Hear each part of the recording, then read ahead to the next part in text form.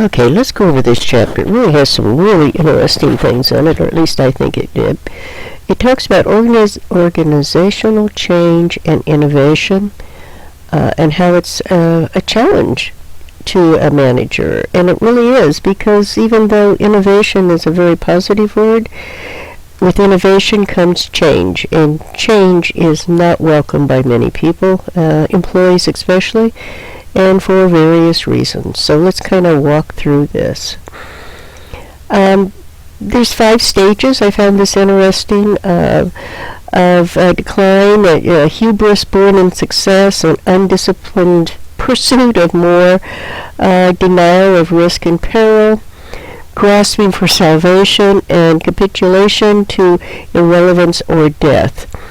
That's an interesting a group of words. Basically what it's saying is companies have a wild amount of success and they think it's going to go on and on forever. So they just continue to pursue more and more of whatever it is they have, not realizing that things change. And they deny that at much risk and peril to the company. Once they realize it's slipped away from them, they try to correct it, almost out of desperation, and it usually doesn't work, and eventually the company will die. I'm trying to think of a company that comes to mind that is just pretty well shriveled up, and Pennies would be one at this point, even though, they've gone through all of this. They were wildly successful. They just kept pouring on more and more of what they were doing, not realizing everything was changing around them. Once they did realize it, they brought in the gentleman from Apple, and it was almost out of desperation. They did an immediate innovation turnaround, which really scared not only their employees but their customers. And right now they're kind of grasping in this area right here.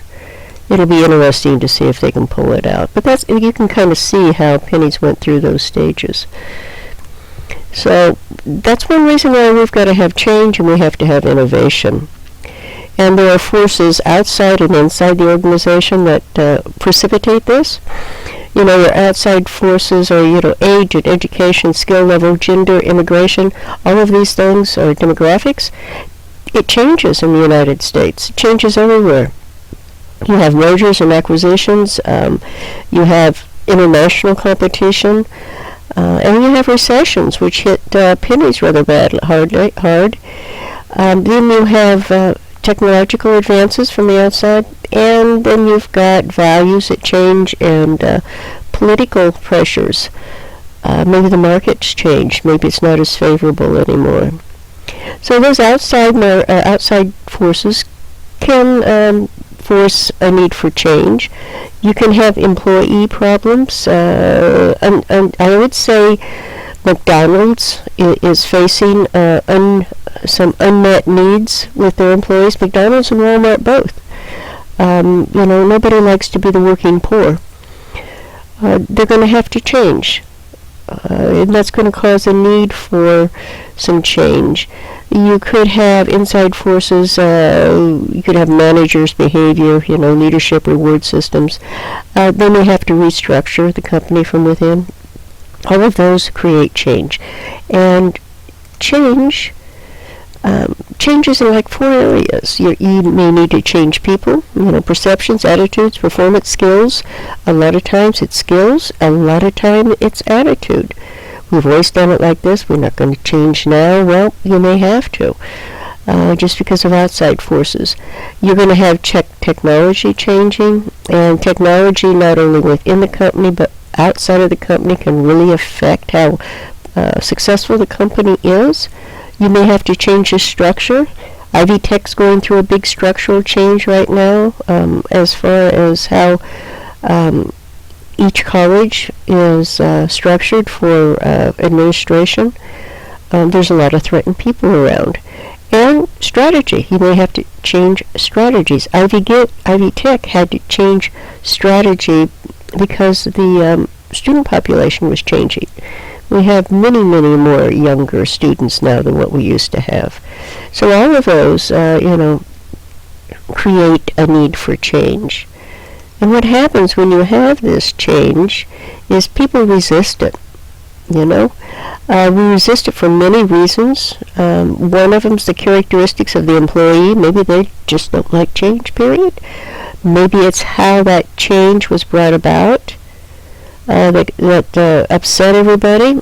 Or maybe it's the relationship that the employee has with the change agent or the company itself. Think McDonald's and employees, or Walmart and employees.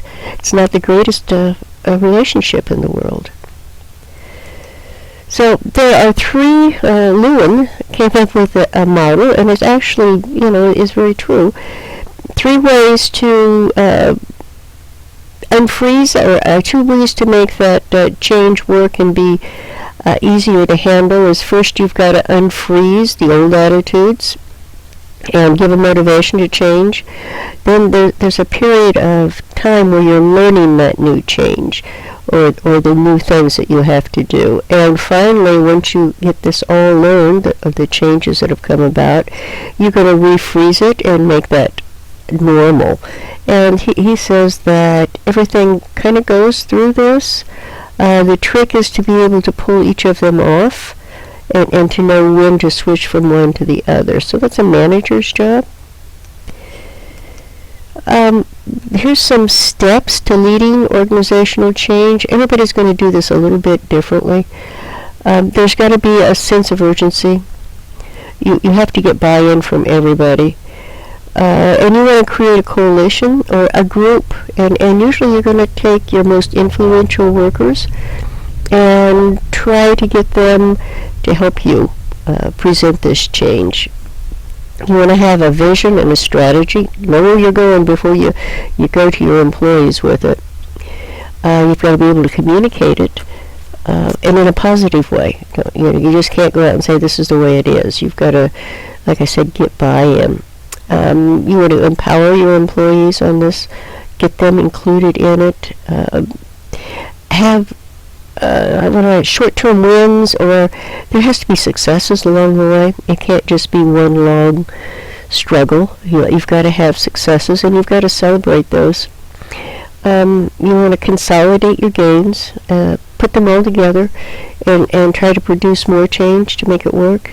And then once you've got this whole thing moving in one direction, you want to anchor it. And this is the way that you're going to carry forth every time you have to change, because there's going to be a lot of change in manufacturing and in business to stay current. The faster technology changes, the more the world's going to change, the more we're going to have to change. This is the organizational development process. Basically, it's a typical problem-solving thing. What's the problem? What's the intervention we should do? Did the intervention work? If it didn't, what do we have to do? I mean, it's a typical problem-solving cycle. There are 2 types of innovation that we have to look at. One's called the product innovation, and the other one's the process innovation. And the product is where obviously you're going to change the product or create a new one. And the process is where you change how that product is manufactured or made. Probably this one is more exciting than this one, because you're not going to get as much buy-in when you try to change a process. And then there's incremental innovation or radical innovation. Incremental innovation is much easier to handle because it's done in very small steps, whereas radical innovation is here today, gone tomorrow type thing. People get really scared about that kind of stuff. And finally, 4 steps for fostering that innovation. You've got to recognize the problems and the opportunities that will come along. You've got to recognize there may be resistance to some of that innovation. So you have to gain allies to help communicate your vision. You've got to overcome employee resistance and empower them. Now, you can't bang them over the head to get this to happen. You need to get true buy-in. And then you have to execute your strategies well, bringing this all together to create a good innovation. And you have to be very patient. This is really tough stuff to pull.